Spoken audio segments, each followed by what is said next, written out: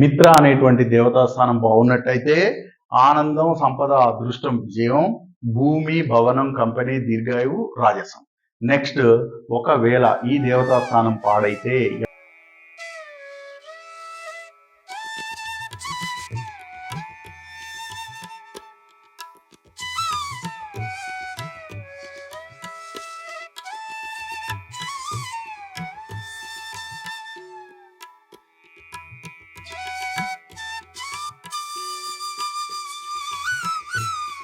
ఒక కుటుంబం లేదా ఒక వ్యక్తి అదృష్టవంతుడిగా రాణించాలంటే, అదృష్టవంతులుగా ఉన్నతికి చేరాలంటే ఆ ఇంట్లో మిత్ర అనేటువంటి దేవతా స్థానం బాగుండాలని వాస్తుశాస్త్రం చెబుతోంది.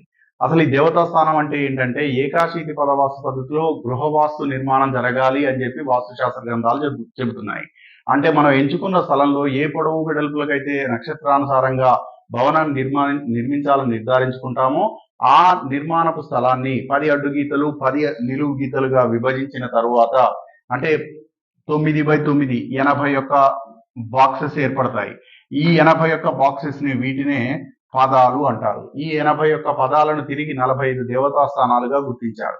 ఈ 45 దేవతా స్థానాలు అంటే ఆ దేవతలకు ఉన్నటువంటి పేరు, వారి పరివారం, వారు ధరించినటువంటి ఆభరణాలు, ఆయుధాలు, వారు ఉపయోగించే రథాలు, వారి పరివారం, ఇలాంటి విషయాలన్నీ ఆధారంగా ఆ దేవతా స్థానం యొక్క ఎనర్జీని అర్థం చేసుకోవాలి.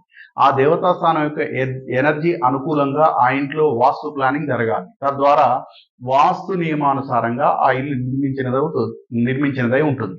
మనం ఏకాశీతి పదవాస్తు పద్ధతిలో 0 degrees నార్త్ పొడవు వెడల్పులు సమానంగా ఉన్న ఒక ప్లేస్ ను చూసినట్టయితే అందులో ఏర్పడేటువంటి దేవతా స్థానాలు బ్రహ్మ, ఆర్యమ, వివస్వాన్, మిత్ర, భూధర్, ఆపు, అపవత్సు, సవిత, సవిత్ర, ఇంద్ర, ఇంద్రజై, రుద్ర, రుద్రజై, శిఖి, పరిజన్య, జయంత, ఇంద్ర, సూర్య, సత్య, భృష్, అంతరిక్ష, అగ్ని, పూష, వితత్, గ్రహక్షత్, యమ, గంధర్వ, భృంగరాజ్, మృగపిత్ర, దువ్వారి, సుగ్రీవ్, పుష్పదంత్, వరుణ్, అసుర్, సోష్, రోగు, మారుత్, నాగు, ముఖ్య, బల్లాట్, సోము, సర్పదితి, అతిథి.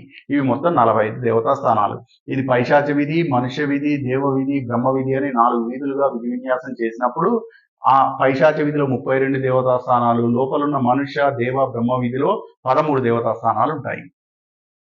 మనుష్య విధికి, పైశాచ విధికి, బ్రహ్మ విధికి మధ్యలో 6 పదాలతో పడమర వైపు ఏర్పడేదే మిత్ర అనేటువంటి దేవతా స్థానం. 1, 2, 3, 4, 5, 6 ఈ 6 దేవతా స్థానాలతో మిత్ర అనేటువంటి దేవతా స్థానం ఏర్పడుతుంది. ఇంటి యొక్క పొడవు వెడల్పులు మారినప్పుడు, డైరెక్షన్ మారినప్పుడు ఈ మిత్ర అనేటువంటి దేవతా స్థానం యొక్క ఆకారం, సైజు మారే అవకాశం ఉంటుంది. కాబట్టి దాన్ని జాగ్రత్తగా గమనించాలి.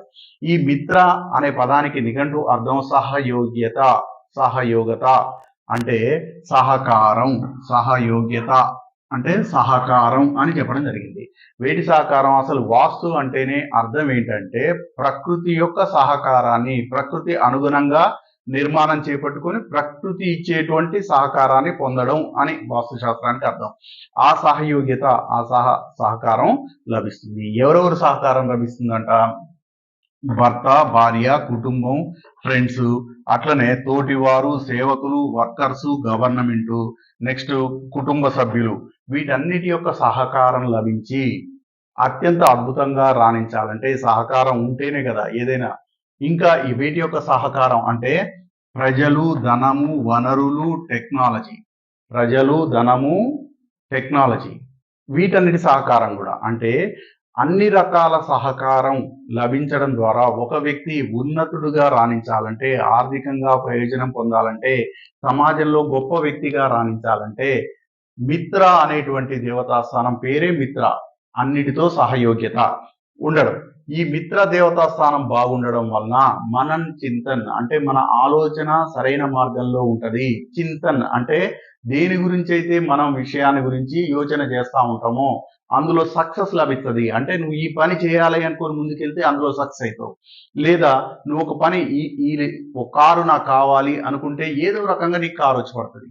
అంటే ఆయాచితమైనటువంటి అదృష్టాన్ని కలిగి ఉంటుంది. అదృష్టాన్ని తీసుకువచ్చేటువంటి స్థానం మిత్ర అనేటువంటి దేవతా స్థానం. ఈ మిత్ర స్థానం వాస్తు పద్ధతి ప్రకారం ఉన్నట్టయితే, వాస్తు నియమానుసారంగా ఉన్నట్టయితే, వాస్తు లోపం లేకుండా ఉన్నట్టయితే, వాస్తు లోపం అంటే అక్కడ ఫ్లోర్ అనీవెన్ గా ఉండడం, ఫ్లోర్ పగిలిపోయి ఉండడం, చెత్తాచెదారం ఉండడం, అక్కడ ఒక టాయిలెట్ ఇవ్వడం, లేదా అక్కడ భూమి లోపల శల్యం ఉండడం, ఇలాంటి విషయాలన్నీ వాస్తు దోషాలుగా చెప్పబడ్డాయి. ఇలాంటి వాస్తు దోషాలు లేకుండా ఉన్నట్టయితే మనం కోరుకున్న విషయాలు వాటంతటా అవే సమకూరుతాయి.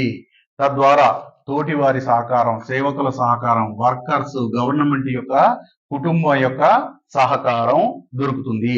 ఆలోచన, చింతన, మననం ఏమి ఆలోచిస్తే అది పాజిటివ్ గా జరుగుతుంది. ఆ పనిలో సక్సెస్ దొరుకుతుంది. నెక్స్ట్, ఆనందం, సంపద, అదృష్టం, విజయం. ఈ 4 విషయాలు, ఆనందం, సంపద, అదృష్టం, విజయం, ఈ 4 విషయాలు ఎప్పుడు వెంటనే ఉంటాయి. ఎప్పుడు మిత్ర అనేటువంటి దేవతా స్థానం బాగుంటే ఆనందం, సంపద, అదృష్టం, విజయం. నెక్స్ట్, భూమిని కొంటారు, భవనాలు కొంటారు, కంపెనీలను కొంటారు, దీర్ఘాయువుగా ఉంటారు. ఈ 8 విషయాల గురించి చాలా స్పష్టంగా చెప్పడం జరిగింది. భూమిని కలిగి ఉంటారు, కంపెనీలను కలిగి ఉంటారు, భవనాలను కలిగి ఉంటారు, ఆయుర్దాయం పెరుగుతుంది, దీర్ఘాయువై ఉంటాడు, రారాజులా బతుకుతాడు. నెక్స్ట్, ఈ 8 విషయాలను బాగా గుర్తుపెట్టుకోండి.